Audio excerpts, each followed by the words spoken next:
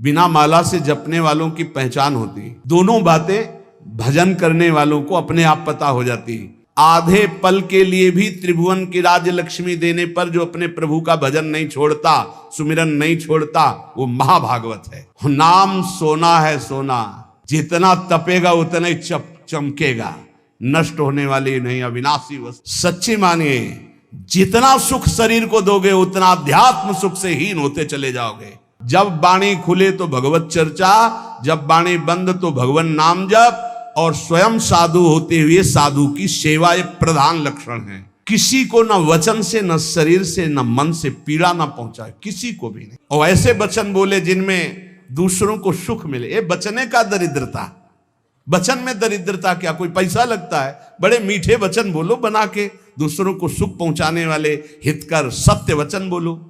जिस वेशधारी में ये गुण हो उसे ही संत कहते हैं। उसकी वाणी से केवल भगवत यश ही निकलता है। जब चार के बीच में बैठेगा तो भगवत चर्चा, ये पहली पहचान संत की। भगवान नारायण लक्ष्मी जी सहित समस्त पार्षदों को पहचान बताए हैं कि मेरे भक्त की सबसे पहली पहचान है कि वो जब बात करेगा तो मेरा नाम निकलेगा, मेरी बात निकलेगी। कहाँ गए थे वो? श्री जी की कृपा से परिक्रमा करके आ रहे थे। श्री जी ने ऐसी प्रेरणा की परिक्रमा होके आ रहे। और कैसे बड़ी कृपा है लाडली जी की, नहीं और सब कैसे, बस श्री जी की बहुत कृपा है, बड़ी करुणामयी है। अपने जैसे अधमों को स्वीकार, शुरू पिंड छुड़ाना उसको मुश्किल पड़ जाएगा। ऐसे प्रेमी हैं, खड़े खड़े वो ऊब जाएगा, कब भागो। वो चर्चे वृंदावन प्रिया जो लाडली लालो के, ऐसे प्रियालाल के प्रेमी जन होते हैं कि उनको बस भगवत चर्चा ही करनी। अगर जबान खुली तो भगवत चर्चा। धूप है कि क्या है, देखा है, मधुकरी मांगने जा रहे संत जन मिल गए, खड़े धूप में नंगे पैर, चर्चा और घंटों चर्चा हो रही। बोधयंता परस्परम कथयंति च माम नित्यम तुष्यंति च रमंति च। ये कठिन बात है। चर्चा करते तो बहुत मिलते हैं, पर तुष्यंति च रमंति च, उसी में संतुष्ट होगा, आनंदित, उसी में रमण कर रहा है, उसे कोई चाह नहीं। भगवत चर्चा हुई मानो पेट भर गया।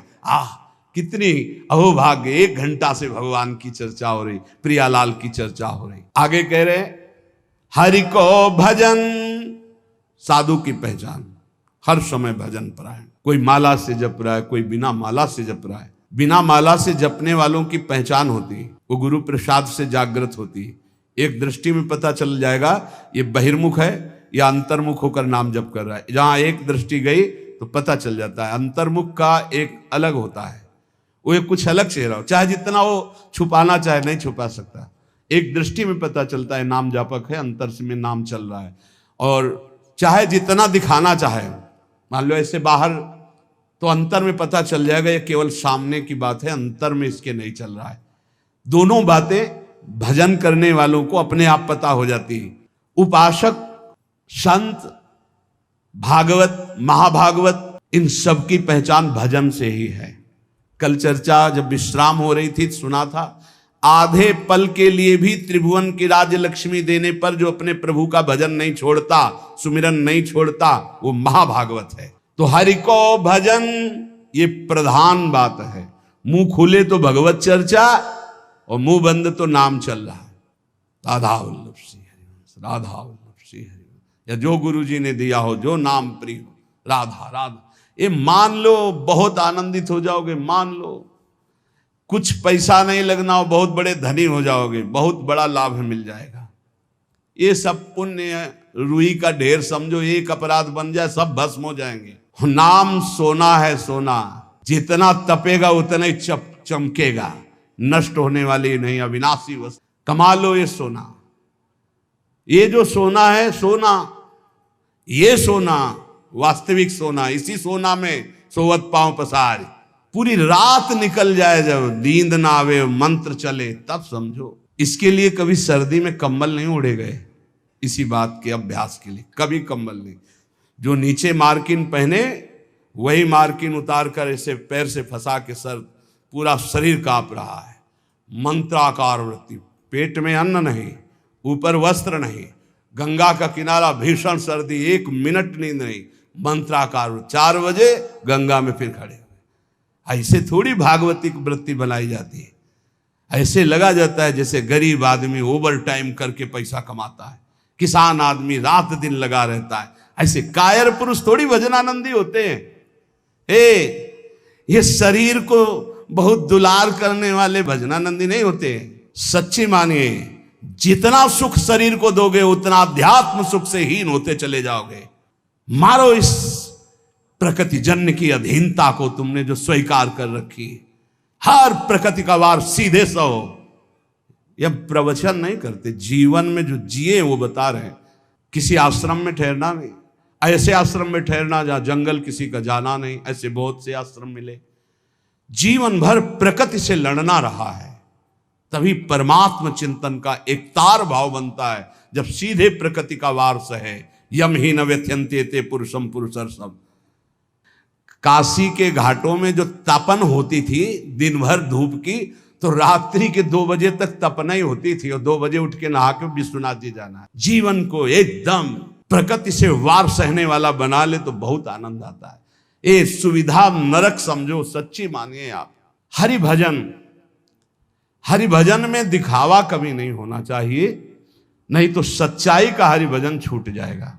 भजन करने वाले उपासक को कभी कीर्ति की चाह मत रखना, ये हम प्रार्थना करते हैं। ये अंतिम वो खाई है जहां से गिरा करके भगवान से विमुख कर दिया जाता है। दिन है तो रात आएगी, रात है तो दिन आएगा, ऐसे देखना हम तुमसे कहते हैं। ये सब केवल बाहरी है। आंतरिक श्रद्धा अटूट होती है, बाहरी श्रद्धा में कोई दम नहीं होती। हम इन श्रद्धाओं की दम नहीं होती। इनको तो हर गली में खड़ी होना, जहां वाह वहीं खड़े हो गए। श्रद्धा वो होती अटूट कि चाहे जैसी परिस्थिति हो, चाहे जैसी घटना हो, मैं आपका हूं तो सिर्फ आपका हूं। वो होंगे अंगुलियों में गिनने वाले, वो अंगुलियों में गिनने वाले होते हैं। इसलिए साधु की सेवा पहचान, स्वयं साधु होते हुए साधु की सेवा, और निरंतर हरि भजन, और सर्वभूत पर दया, समस्त जीवों पर दया का भाव। दया बिना साधु कसाई, पर ये भी दया करी तो आफत आई बड़ी। कैसे तुम्हें बताए, मतलब बहुत विचित्र गति। आध्यात्मिक आनंद की प्राप्ति के लिए बिल्कुल व्यवहार शून्य जीवन जो जिया गया, उसमें बिल्कुल विपरीत जीवन प्रभु ने ये किया है। हजारों लाखों की जो भीड़, ये जनसंख्या है भगवान, ये भीड़ भजन अगर निरंतर आपका अभ्यास है तो चल जाएगा, नहीं तो आम हो जाएगा कि मैं बहुत बड़ा हो गया हूं। जहां हुआ मैं बहुत बड़ा हुआ, वहीं से भक्ति का नाश हो जाएगा। ये सम्मानम कल्यात घोर गरलम नीचापमानम सुधाश्री राधा मुरलीधरो भज सके वृंदावन मात्यज। ए भाई, कभी भूलकर भगवान से यश मत मांग लेना कि हमारा भी नाम हो जाए। बहुत खतरा है इस नाम में, बहुत खतरा है। आपसे सबसे प्रार्थना करते हैं, यश की चाह मत रखना। उर्कछु प्रथम वासना रही, सो प्रभु पद सरित प्रीति सो बही। बहा दो वासना को। अगर कोई वासना रहेगी तो बहुतायत में मिलेगी, क्योंकि मेरा मालिक सबसे पहले अंदर की वासना की पूर्ति करता है। विभीषण जी के पहुंचने पर सबसे पहले लंकाधिपति का अभिषेक किया। इसलिए साधक अंदर की वासनाओं को देख लो। अगर कोई भी वासना तो हटा दो। नहीं, मेरे स्वामी का स्वभाव है, पहले तुम्हें वासना की चीज फेंकेंगे, ले, और जब घृणा हो जाएगी तब आगे बढ़ा देंगे। मान आखिरी खाई है जिस पे साधु गिर जाता है। इसीलिए सबसे पहले सिद्धावस्था की सीढ़ी पे निर्माण लिखा है। निर्माण अमोहा जित संग दोषा। अपने में कोई गुणा अभिमान आकर के ये श्रेष्ठता का भाव हो जाना, मानो परमार्थ में पोछा लग जाना है। भाई कभी अहम, ये भाव मत अहम में लाना कि मेरा नाम हो जाए। भगवान को जो करवाना तो करवाने ही, वो तो सर्व समर्थ हैं, वो तो नौकर हैं, हम वैसे ही करना पड़ेगा।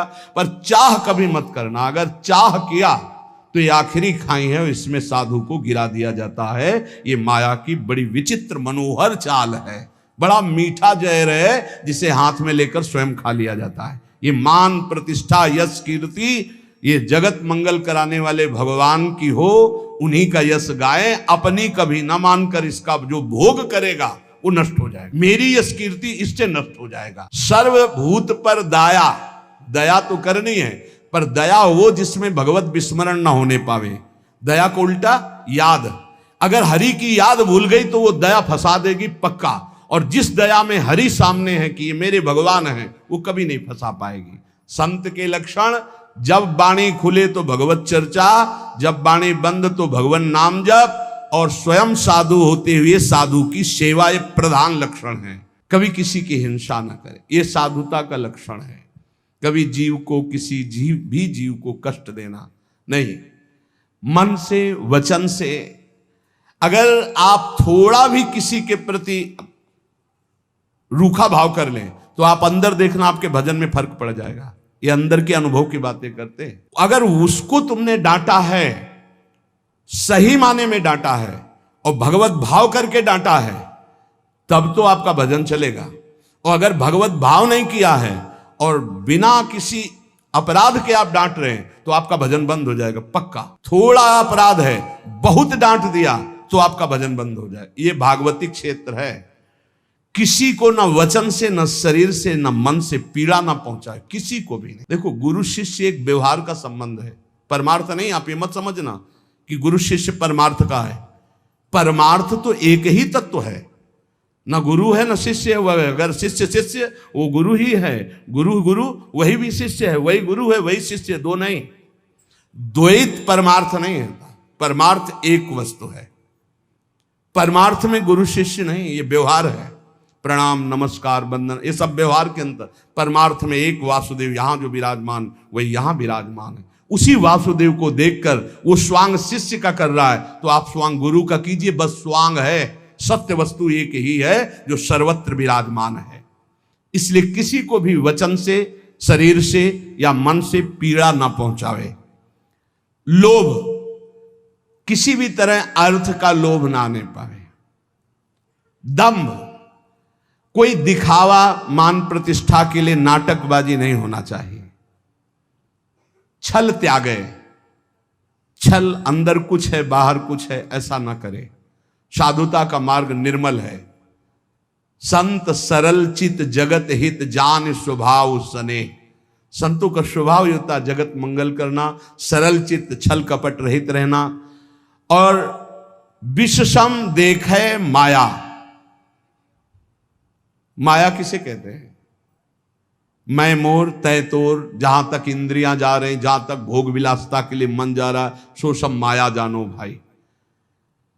अपने माया में ही जी रहे हैं, माया में ही रह रहे हैं, माया के ही शरीर में है।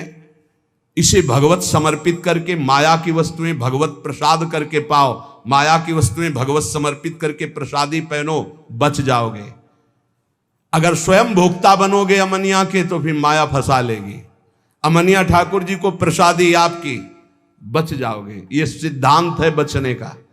एक भी वस्त्र बिना ठाकुर जी को अर्पित किए मत पहनना। एक बूंद पानी बिना अर्पित किए मत पीना। एक भी अन्न का टुकड़ा बिना अर्पित किए न जाए तो आप देख लेना, माया मुक्त हो जाओगे। सहनशील साधु कौन? जो सह जाए, अंदर की बात और बाहर की भी बात। बाहर कोई गाली दे दे, अपमान कर दे, निंदा कर दे, सह जाए। अंदर की बात, काम आ रहा है, क्रोध आ रहा है, लोभ आ रहा है, मोह आ रहा है, चुपचाप सह जाए। इनके सहने से भगवान की प्रसन्नता होती है। इनके सहने से भगवत भक्ति बहुत जोर की बढ़ती। सहत सहत बाढ़े भगत गिरे तन गुरु हित गान। ये नियम बना लो कि मुझे सहना है, सहने से भगवान प्रसन्न होंगे। अपने प्रभु के लिए हर दुख सहना है। जब ये बात आ जाती है तो सब कुछ सहन करने में आनंद आता है। भला कष्ट सहने में कहीं आनंद आता है? लेकिन आनंद आता है अपने प्यारे के लिए कष्ट सहने में आनंद आता है। सहनशील, अगर ज्ञान हो जाए तब तो फिर क्या कहना, ज्ञान नहीं तो अपने प्रभु के लिए सहो। ज्ञान में तो सहना ही क्या, स्वाप्निक है, बिल्कुल स्वाप्निक है। बिल्कुल जैसे जगत आप देख रहे हो, बिल्कुल स्वप्न चल रहा है। ये दीर्घ स्वप्न है मोह निद्रा में।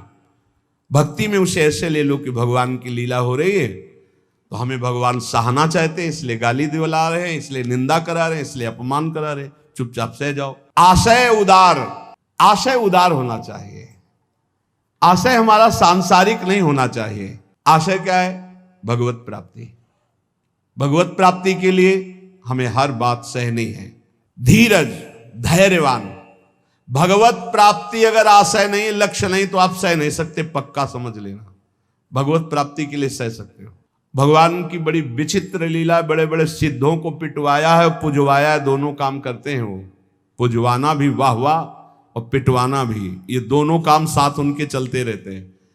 अगर ऊपर से कुम्हार पीटता है मटकी को तो अंदर से हाथ दिए रहता है, ऐसे दोनों कार्य होते हैं। अब बोलो बूढ़े बाबा माधवदास जी हैं जगन्नाथपुरी में, और उनकी कौन सी परीक्षा बकाया है? साथ ले जाते हैं बाबा, रात्रि में शयन हो जाता है जगन्नाथ जी का, आते हैं बाबा चलो आज राजा के बगीचे के कटहल का, बड़ी खुशबू मार रही, पके कटहल है, तो जय जय आप सुबह हमें आदेश करें, हम राजा के पास जाएंगे, भिक्षा मांगेंगे, वो कटहल लाके आपको दे देंगे। जब राजा सुनेंगे कि आपको कटहल पसंद है तो बगीचा ही आपके नाम करवा। तो बाबा जो चोरी में आनंद मिलता है वो साहूकारी से मांग के थोड़ी ठीक लगेगा। बोले वैसे प्रभु चोरी क्या हो, तो आप ही का बगीचा है, आपका ही तो। बोले उपदेश मत करो, हमारे साथ चलो। बाबा को ले गए, बाउंड्री फंदवाए, ठाकुर जी झील कर बाउंड्री सुनको, 9 किशोर, ये तो आप चढ़ गए। बाबा आप ऊपर कटहल के पेड़ में, वो बहुत पका है। बोले अनीति मत करो जय जय, आप 9 किशोर आप चढ़ो, हम नीचे हैं। बाबा तुम चढ़ो, हम नीचे से बताते रहे। जो ही कटहल एक तोड़कर पका फेंका, उसने कहा वाह वाह बाबा बहुत। अरे बोले जय जय इतनी जोर से वाह वाह कह रहे हो कि चौकीदार सब जान जाएंगे, पिटवाओगे आप हमें। फिर दूसरा जो फिर वाह वाह, तो दरवाजा खुला, चौकीदार आए, आप तो अंतर ध्यान हो गए, पकड़े गए माधोदास। रात्रि का समय तो 10-5 डंडा होता, पर जब देखे कि कौन है तो पता चला कि तो माधोदास बाबा। तब सुबह राजा के सामने पेशगी हुई। राजा तो उतर कर साष्टांग दंडवत हुआ, अरे महाराज आप आदेश कर देते तो जितने कटहल लगे सब आपकी कुटिया भिजवा देते, आप ऐसा। बोले आप आदेश कीजिए, आप ऐसा। अरे बोले हम क्या आदेश करें, क्या तुम्हें बताएं। समझाया था कि सुबह हम राजा के यहाँ से भिक्षा मांग लाए, पर वो बोले कि ऐसे ज्यादा आनंद आएगा। तो आनंद तो हमें आया महाराज, देखो पूरे डंडा बने हुए तुम्हारे चौकीदार। मतलब क्या? बोले जगन्नाथ जी साथ थे, ऐसा। अरे बड़ा अपराध बन गया। सुबह ही पूरा सब और जाके जगन्नाथ जी को समर्पित कर दे। बड़े बड़े सिद्धों को पिटवाना। अब वो कहीं भोजन मांगने नहीं जा रहे, रात दिन भजन में डूबे हुए हैं। अपना थाल अपने पार्षदों से जो भोग में लगा सजवा करके और खूब आप दिव्य पार्षदों से गायब करवा दिया। माधवदास बाबा के पास, बाबा पा लीजिए वो प्रसाद आया जगन्नाथ जी का। हाँ अभी रख दो, फिर हम धो के रख देंगे, बाहर से ले जाना। अब प्रगट पार्षदों ने देखा थाल ही गायब। अब पूरी हल्ला मच गया, जगन्नाथ जी का थाल गायब, भोग का। जब माधवदास बाबा भजन से उठे, खूब प्रसाद पाया और समुद्र से धोकर अपनी झोपड़ी के ऐसे कुटिया के ऐसे किनारे। किसी ने बताया थाल तो वहां धुली मंजी रखी हुई है जगन्नाथ महाराज जी की माधवदास बाबा के पास। वहां गए तो देखा था। बोले ऐसा छोड़। अब ये भी नहीं सोचा कि जब भोग लगता है तो सब पार्षद ऐसे बैठते हैं, पर्दा लगता है, वहां से थाल कौन ले जाएगा। बड़ी पिटाई की माधवदास। अच्छा माधवदास बाबा इसलिए पिटाई को सुखपूर्वक सह रहे थे कि महाप्रसाद पाया है तो ये भी प्रसाद पा लो। अब थाल लेकर के भूखे हैं तो थाल आप भिजवा रहे हैं, आप ला रहे हैं, पिटाई आप कर। इनके रहस्य को समझना बड़ा कठिन, इसलिए ये कभी ना समझे कि ये गाली देने वाला कोई और है, ये पीटने वाला कोई। प्रभु पिटवाते हैं, प्रभु ही पुजवाते हैं, दोनों काम कराते रहते हैं, बैलेंस बराबर बना के चलते हैं। पक्का समझना है। सहनशील। कोई डर रहा होगा कि यार ज्यादा भक्ति करने पे पिटवाई में पिटवाते भी है। ये सिद्धों के साथ करते हैं, आपके साथ नहीं खेलेंगे। बच्चों को भारी वजन उठाने को नहीं दिया जाता, अपने लोग बच्चे हैं इसलिए चिंता मत करना कि आपकी भी परीक्षा होगी। ये सिद्धों के साथ खेलते हैं। सहनशील, आशय उदार, अति धीरज सहित विवेकी, अत्यंत धैर्यवान और विवेकवान, सद असद का ज्ञान रखने वाले को विवेकी कहते हैं। सत्य वचन, साधु के वचन सत्य होते हैं, इसलिए कभी असत्य न बोले। सत्य वचन सबको सुखदायक, जब बोले तो विचार करके बोले और ऐसे वचन बोले जिनमें दूसरों को सुख मिले। ये बचने का दरिद्रता, वचन में दरिद्रता क्या, कोई पैसा लगता है। बड़े मीठे वचन बोलो बना के, दूसरों को सुख पहुंचाने वाले हितकर सत्य वचन बोलो। और गहि अनन्य व्रत की, अपने इष्ट का अनन्य होगा। ये होता संत की पहचान। बोले इंद्रियजित, 5 ज्ञानेंद्रियां 5 कर्मेंद्रियां उसके बस में होंगी, पर अभिमान न जाके, इंद्रिय विजयी होने का अभिमान नहीं होगा। तो बोले करे जगत को पावन, ऐसा महात्मा सारे संसार को पावन करने वाला होता है। भगवत रसिक तासु की संगति, तीनों ताप न सावन। ऐसे संतों की संगति तीनों ताप, दैहिक दैविक भौतिक सब तापों का नाश करने वाला होता है। तो श्रीपाद कहते हैं कि वृंदावन में यदि ऐसे रसिकों का संग मिल गया तो आप ये जान पाओगे कि वृंदावन में जो कूकर शूकर जीव जंतु हैं सब भजनानंदी परमहंस हैं, महापुरुष हैं। वृंदावन मनु विंदाम्य हम अपि देहम स्व सुकरादि नाम। इसलिए मैं भी ये इच्छा करता हूं कि मेरा शरीर अगर छूटे और प्रियालाल ना मिले तो मैं सुअर कुत्ता वृंदावन का बनूं, बाहर ना बनूं। और ये यहां का सिद्धांत है। यहां जिसका शरीर छूटता है उसे बाहर नहीं भेजा जाता। कीड़ा मकोड़ा पशु पंछी जो भी बनेगा वो यहीं का बनेगा। मेरा जन्म वृंदावन में ही हो, किंतु अन्य जगह देव शिरोमणि दुर्लभ शरीर मुझे ना मिले। मुझे वृंदावन में सूकर कुकर आदमी बन, क्योंकि यहां कभी रसिकों की जूठन मिलेगी, प्रियालाल के गुण गाने वाले रसिकों के दर्शन होंगे, प्रियालाल का यश सुनने को मिलेगा, और जब इसी रज में शरीर छूटेगा तो प्रियालाल की प्राप्ति हो जाएगी। संत वचन महापुरुषों ने जगत मंगल के लिए उपदेश किए हैं। ये जो पीछे आपने सुना होगा यम नियम धारण करना चाहिए, अगर यम नियम धारण करता है तो उसमें बड़ी दिव्यता आती है। यम नियम आसन प्राणायाम प्रत्याहार धारणा ध्यान समाधि यो अष्टांगानि, योग के ये 8 अंग हैं, 8 अंग हैं। यम नियम आसन प्राणायाम प्रत्याहार धारणा ध्यान और समाधि, ये अष्टांग योग कहलाता है। पर यम नियम हर उपासक के जीवन में होना चाहिए, चाहे जिस मार्ग का हो। ये यम नियम सब संप्रदाय सब उपासकों के जीवन में होते हैं। क्या यम? ये 5 होते हैं। अहिंसा सत्य आस्तेय ब्रह्मचर्य अपरिग्रहा यमाहा, ये यम।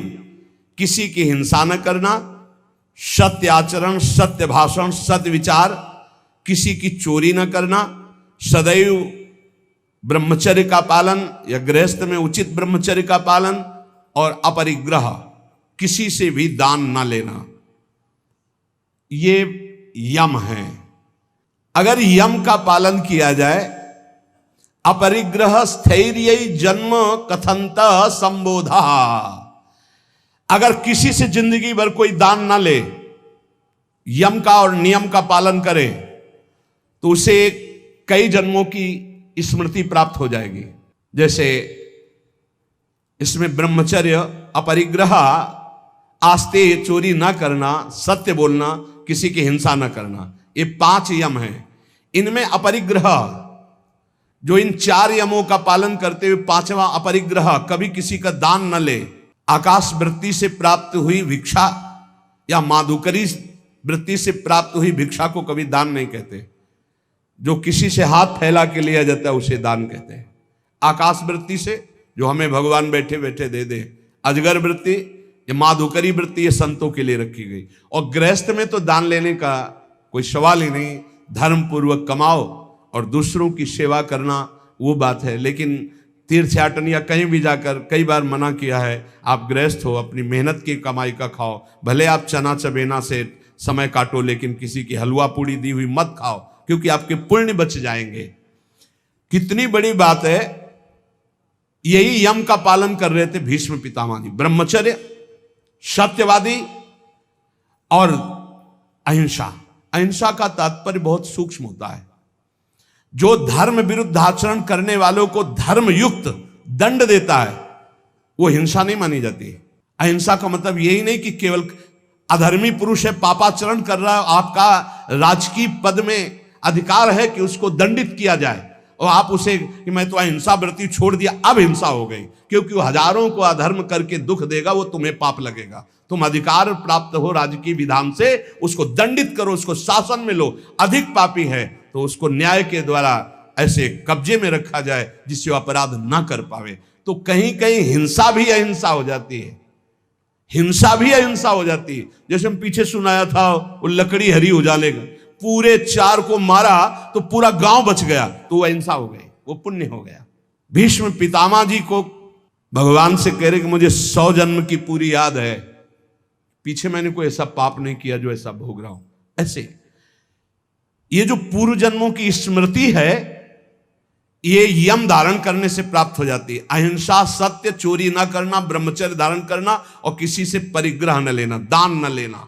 दान लेने से बहुत हानि होती है, बहुत हानि होती है। दान लेने में खुशी नहीं होना चाहिए कि हमें कोई बहुत महंगा स्वेटर दे रहा है, बढ़िया घड़ी दे रहा है, खूब रुपया दे रहा है, ये बहुत घाटे का है। नाशवान वस्तुओं से अविनाशी भजन का हिस्सा बटा देना, ये कोई बुद्धिमत्ता नहीं है। सहज में काम चलाओ और खूब भजन करके जगत मंगल करो, भजन करके भगवत प्राप्ति करो। देखो कितनी बढ़िया बात कह रहे हैं, अपरिग्रह स्थैर्य जन्म कंथता संबोधा। अनेक जन्मों की वो याद बैठे बैठे कर सकता है, पूर्व जन्म में मैं कौन था या पूर्व जन्म में आप कौन थे। जो किसी का कभी दान नहीं लिया और अखंड ब्रह्मचर्य से रहता है, सत्य बोलता है, चोरी नहीं करता, किसी की हिंसा नहीं करता, जो ब्रह्मचर्य से रहता है, ब्रह्मचर्य प्रतिष्ठायाम वीर लाभः। ब्रह्मचारी जैसा कोई बलवान नहीं होता, शारीरिक बल कोई बल नहीं कहा जाता। ब्रह्मचर्य में सामर्थ्य होती संकल्प बल की, जाओ ऐसा, फिर वैसे ही होगा। अध्यात्म बल बहुत बढ़ जाता है ब्रह्मचारी का, आत्मबल बहुत बढ़ जाता है। कहीं भी वो भयभीत होना, कहीं भी शंका कर लेना, कहीं भी पराजित हो जाना उसके स्वभाव में नहीं होता। जो ब्रह्मचारी होता स्वभाव में नहीं होता। ये खास बात होती है। भगवान परशुराम जी के पास जब अंबा जी गई, अंबा जो काशी नरेश की 3 राजकुमारियों में एक सी थी, उन्होंने कहा कि मैं आपसे सहायता चाहती हूं भृगुवर, मैं आपकी शरण में हूं, शरणागत की रक्षा करनी चाहिए। बोले पहले तो तुम्हारा स्त्री स्वरूप है, वैसे ही अधिकार बनता है रक्षा का। दूसरा तुम शरण में हो, बोलो कौन त्रिभुवन में ऐसा है जो तुमको कष्ट दे रहा है। बोले पहले वचन दो कि मैं उसको मारूंगा। बोले निश्चित परास्त करूंगा उसको। बोलो कौन है? तो कहा आपके प्रिय शिष्य भीष्म। एक बार तो परशुराम जी की भीष्म के द्वारा ऐसा कैसे अपराध बन गया, क्या हुआ, पूरी घटना सुनाई। तो उन्होंने कहा वैसे तो उन्होंने ऐलान किया था कि मैं हस्तिनापुर नरेश के लिए इन राजकुमारियों का अपहरण कर रहा हूं। उन्होंने ये तो नहीं कहा था कि मैं अपने लिए, उसी समय तुम्हें बोल देना था कि मैं साल्व से प्रेम करती हूं, तुम्हारी त्रुटि रही। तो उनका भगवान मैं समझ रही थी कि आपके शिष्य आप पक्ष लेंगे। बोले बिल्कुल पक्ष नहीं लूंगा, तुम शरणागत हो, तुम्हारे लिए मैं मेरी आज्ञा का पालन करेगा। अखंड ब्रह्मचारी भीष्म जी और अखंड ब्रह्मचारी भगवान परशुराम जी, दोनों सत्य पे हैं, दोनों महान हैं, पर एक गुरु है एक शिष्य है। पर एक इच्छा का अनुमोदन कराने के लिए अपनी द्वेष वृत्ति का भगवान परशुराम जी का आश्रय लिया, इसलिए परशुराम जी कमजोर हैं। और सत्य का पालन करने के लिए धर्मनिष्ठ, इसलिए चेला बहुत जोरदार के हो गए भीष्म जी। बुलाया भीष्म जी को बाहर हस्तिनापुर के, अर्घपाद्य आदि लेकर गए, प्रार्थना की, परिक्रमा की, दंडवत किया। बोले मेरी आज्ञा है अंबा को स्वीकार करो। बोले कदापि गुरुदेव नहीं, क्योंकि सब कोई जानता है सत्य के आगे कुछ नहीं, और मैं सत्य प्रतिज्ञा किया हूं कि अखंड ब्रह्मचर्य रहूंगा, जीवन में कभी संतान उत्पन्न ही नहीं करूंगा। तो उनका युद्ध या अंबा, तो उनका युद्ध गुरुदेव से युद्ध। उन्होंने ही विविध प्रकार के दिव्यास्त्रों की शिक्षा भीष्म जी को दी थी जब गंगा जी ले गए थे। और गंगा जी ने और भी दिव्यास्त्र सिखाए थे जो परशुराम जी को भी पता नहीं थे। ऐसे थे, रोज युद्ध होता, पहले जाते, परिक्रमा करते, साष्टांग दंडवत करते हो, कहते आशीर्वाद दीजिए विजयी भव का। बोले योद्धा तो मैं ही हूं, तुम्हारा विपक्ष का मैं आशीर्वाद नहीं दे सकता, पर हां बलपूर्वक युद्ध करना, बलपूर्वक युद्ध करना। आखिरी युद्ध जितना भयानक हुआ कि गंगा जी, अष्टवसु सब जागृत हो गए, उपस्थित हो गए। भीष्म जी ने एक अस्त्र ऐसा चढ़ाया था जो परशुराम जी के पास काट नहीं थी, निश्चित परशुराम जी का वध हो जाता। गंगा जी आकर के पकड़ लिया और कहा नहीं नहीं, ऐसा बिल्कुल ठीक नहीं है। समस्त अष्टवसु आ गए। तो उन्होंने कहा मां, ये प्रत्यंचा पे चढ़ा हुआ धनुष तभी उतरेगा जब गुरुदेव अपना रथ पीछे कर दें, अपना धनुष नीचे कर दें। तो गुरुदेव कैसे नीचे कर से? अष्टवसुओं ने, समस्त देवताओं ने कहा प्रभु आपका चेला है, अब आपको धनुष नीचे करना पड़ेगा। अगर छूट गया तो आपके पास काट नहीं है, आप अबद्ध हैं, फिर भी वध हो जाएगा आपका। भीष्म जी के बाण तभी धनुष से उतरे जब वो रथ पीछे हटा, धनुष नीचे किया, कूद गए, परिक्रमा की और गुरुदेव बोले जा विजयी भव, कहते विजयी हुआ। तो सत्य, ब्रह्मचर्य, अहिंसा, अपरिग्रह बहुत बड़ी ताकत है। ब्रह्मचर्य में बहुत बड़ा बल है। उसको आज हमारी समाज समझ नहीं पा रही। यम नियम के बिना जीवन बिल्कुल पशुवत जीवन है। यहां कह रहे हैं ब्रह्मचर्य प्रतिष्ठायाम वीर लाभा, महान बल, जो चाहो आप कर सकते हो संकल्प के द्वारा। जो आपको दिव्यता किसी में दिखाई देगी वो ब्रह्मचर्य की होगी। भीषण कष्ट को भी सहने की सामर्थ्य, सर्दी गर्मी, मान अपमान, दुख सुख, लाभहान और सत्य बात, संकल्प बिल्कुल सिद्ध होने लगता है। जिसका ब्रह्मचर्य पवित्र होता, जो संकल्प करेगा, और संकल्प नहीं करेगा तो ब्रह्मचर्य अध्यात्म की ऊंचाई में बैठाकर उसे मुक्त कर देगा। अस्ते प्रतिष्ठायाम सर्वरत्नोपस्थानम, जिसने कभी किसी की चोरी नहीं की, जीवन में छल नहीं किया, तो इसी जन्म में उसके पास दिव्य धन, दिव्य रत्न आदि एकत्रित होने लगेंगे पक्का। विविध प्रकार के स्वर्ण आभूषण, विविध प्रकार की भोग सामग्रियां, ऐसा संयोग बनेगा। कभी चोरी नहीं की, जो इन यम नियमों को धारण करता है। एक एक का बहुत बड़ा प्रभाव है। अस्तेय प्रतिष्ठायाम सर्वरत्नोपस्थानम, अपने आप आकर के संपूर्ण रत्न, स्वर्ण आदि संपत्ति उसके पास एकत्र, जो कभी जीवन में चोरी नहीं किया, जो ब्रह्मचारी है, जो अहिंसा परायण है और जो अपरिग्रह, कभी किसी से दान नहीं लिया। वैसे भी लिखा हुआ है कि जो धर्मात्मा पुरुष धर्म से यम नियम के द्वारा चलता है, तो जैसे समुद्र में बिना बुलाए हुए सारी नदियां जाती है, ऐसे चारों तरफ से संपत्ति उसको घेरने लगती है, सुख सुविधा उसको घेरने लगती है, जो धर्म पूर्वक चलता है। सत्य प्रतिष्ठायाम क्रियाफलान आश्रयत्वम, जो सत्य बोलता है, सत्य विचार वाला है, सत्य आचरण वाला है, तो सारे फल उसका आश्रय ले लेते हैं। हर क्रिया का फल वो जो चाहे, जैसे चाहे, जो बोलेगा, जो सोचेगा वही हो जाएगा। ऐसा है। एक इतना बड़ा बालक है, हंसी मजाक में सर्प डाला था, कोई गुस्सा होके नहीं डाला था परीक्षित जी ने कि पता नहीं समाधि में है या ढोंग कर रहे हैं समाधि का, ऐसे डाला और चले गए। कुछ बच्चों ने जाकर बताया श्रृंगी ऋषि, तुम्हारे पिता के गले में चक्रवर्ती सम्राट महाराज परीक्षित मरा हुआ सर्प डाल दिए। उनका ऐसी असभ्यता, इतने बड़े बालक हैं अभी, ऐसी असभ्यता, चक्रवर्ती सम्राट होता हुआ भी इन महापुरुषों की महिमा को नहीं जानता। ऐसी असभ्यता, ये समझता है यही दंड धारण करता है, देख मैं ब्रह्म ऋषि बालक हूं, इसको दंड देता हूं, आज के 7वें दिन तक्षक सर्प इसे काटेगा और मरेगा। इतने बड़े बालक हैं। जवान से निकली हुई हर बात, जब उनके पिता शुद्धि में आए, साफ हटाके से दौड़ के आके श्रृंगी ऋषि लिपट गए। उनका रोने की क्या जरूरत है, मरा हुआ ही सर्प तो था। उनका पिताजी, अपमान है आपका। अपमान तो उस राजा का हुआ, और धर्मात्मा राजा आया हुआ था, आश्रम में आया हुआ राजा अतिथि था। हमें चाहिए था हम जल पिलाते, हम उठकर अर्घ देते, पर मैं बाह्य था ही नहीं, बाह्य दशा में, समाधि दशा में अंतर था। वैसे तो अपराध मेरा ही बना कि राजा धर्मात्मा आया और मैंने स्वागत नहीं। बोले प्रभु हमने तो उसको दंड दे दिया, क्या 7 दिन में तक्षक डसेगा। इतने बड़े धर्मात्मा राजा को ऐसा शाप, मतलब पिता की भी सामर्थ्य नहीं कि उसे नष्ट कर सके। बोले शाप तो अमोघ है तेरा, क्योंकि तू ब्रह्म ऋषि बालक है। कुछ ऋषियों को भेजा, जाओ परीक्षित को बता दो तुम्हारा 7 दिन में जो कुछ कल्याण करने का उपाय कर लो, नहीं 7वें दिन तक्षक काटेगा और निश्चित काटेगा, और तुम्हारी मृत्यु हो जाएगी। ये है सत्य में स्थित रहना। सत्य प्रतिष्ठायाम क्रिया फलाश्रयत्वम, जो बोले जैसा सोचे वैसा ही हो जाए। अब आज सत्य नहीं जबान में झूठा है तो सब पूरा जीवन ही झूठा है।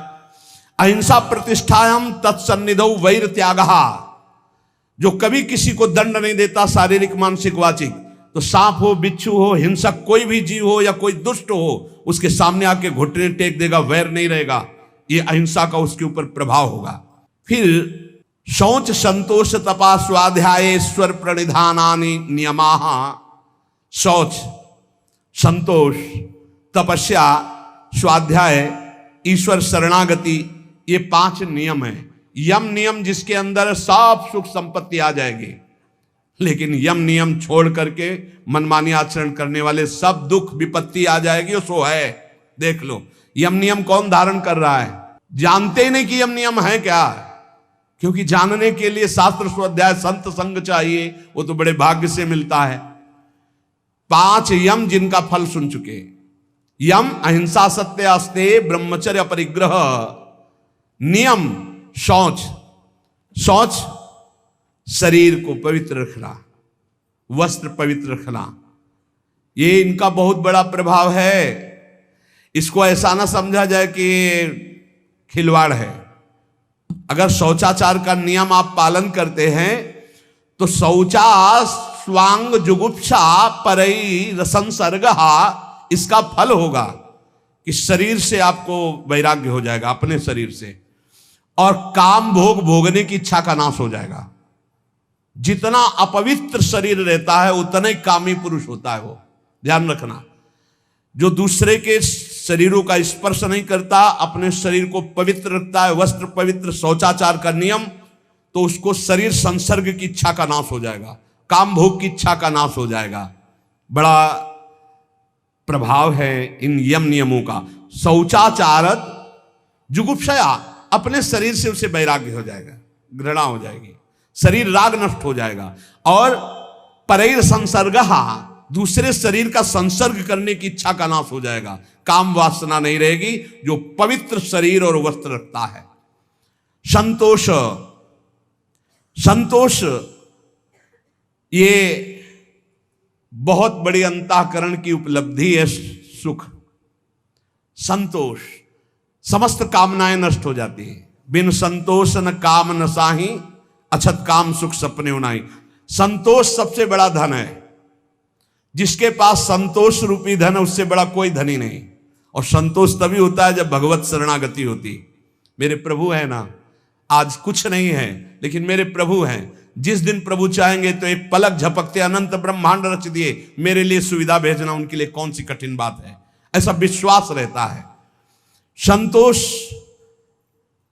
मन प्रसन्न रहता है।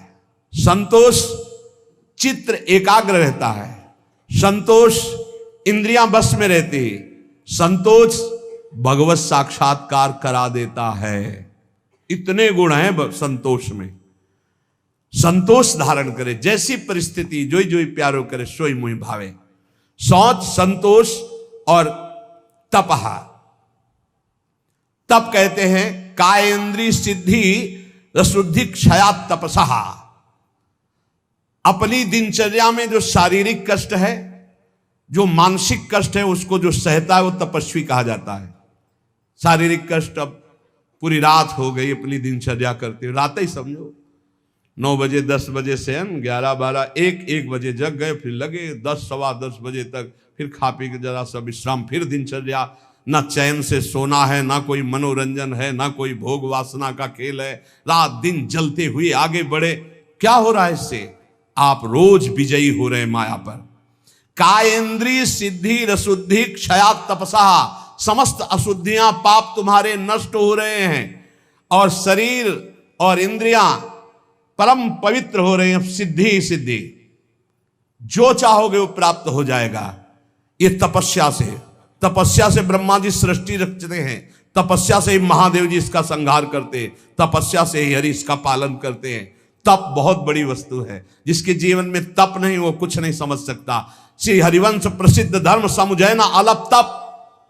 थोड़े तपस्या वाला हरिवंश धर्म को नहीं समझ सकता। तप किसे कहते हैं? अपनी दिनचर्या में शारीरिक मानसिक जो कष्ट मिलते हैं उनको सहना। स्वाध्याय शास्त्र का अपने इष्ट देवता के गुणों से भरा हुआ जो ग्रंथ है उसे शास्त्र कहते हैं। जैसे अपने श्रीमद चतुरासी जी, 42 लीला, श्रीमद राधा सुधानिधि, सेवक वाणी, सब इष्ट रस से भरी हुई। स्वाध्यायात इष्ट देवता संप्रयोग, स्वाध्याय करने वाला इष्ट देवता का साक्षात्कार करने की सामर्थ्य प्राप्त कर लेता है। शौच, संतोष, तप, स्वाध्याय और ईश्वर प्रणिधान, समाधि सिद्धि ईश्वर प्रणिधानात, जो भगवान की शरण में हो जाता है भगवान उसे समता प्रदान कर देते हैं, उस समत्व को प्राप्त हो जाता है। इसलिए हृदय में ये 5 यम, मन वचन कर्म से किसी की हिंसा न करना, सत्य बोलना, सत्य आचरण करना, सत्य विचार करना, किसी की चोरी ना करना, सदैव ब्रह्मचर्य का पालन करना, किसी का भी किसी तरह से दान स्वीकार न करना, ये यम। और शरीर पवित्र रखना, संतोष हृदय में रखना, तपस्या के द्वारा मन इंद्रियों को पावन करना, अपने इष्ट ग्रंथ का स्वाध्याय करना और अपने इष्ट देव की शरण में रहना, ये नियम, यम नियम का जो पालन करता है वो सब भरपूर हो जाता है। लौकिक पारलौकिक समस्त सिद्धियां उसे प्राप्त हो जाती है। इसलिए यम नियम का पालन करते हुए निरंतर नाम जप करते हुए जितनी श्वासें हैं अब अपने को पवित्र कर लो, अब हमारा समय व्यर्थ न जाने पावे।